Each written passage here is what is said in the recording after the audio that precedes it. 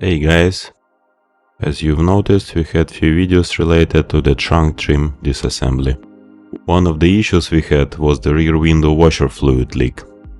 At some point the fluid stopped spraying at the rear window and there was a terrible washer fluid smell in the cabin. During the investigation, we discovered that the fluid plastic hose was broken in the area of the hinge grommet. Since the original hose is heavily integrated into the trunk door wiring, we decided to run a separate hose, thus making our life easier.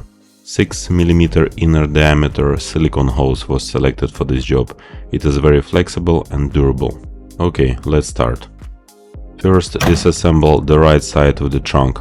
I will link few videos in the description. Then disassemble the trunk door trim and unclip the rear part of the ceiling a bit, so to have more room for the hands. Remove this grommet. Unclip the wiring so that it would be more flexible for the job. Run a metal strip through the grommet into the cabin. We used a strip from the old wiper blades.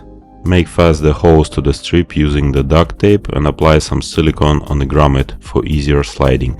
Push the strip with the hose inside. Now run the hose along the D-pillar and use zip ties for fastening. The hose connection is located above the right rear tire. Unclip the old hose connection and cut old hose. Transfer the hose adapter from the old hose to the new one and tighten it down using a small clamp. Assemble the connection. Run the new hose through the grommet and use silicone for easier sliding.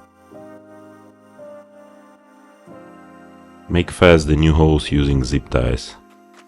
Connect the new hose to the window sprinkler using the same method as before. New hose is installed.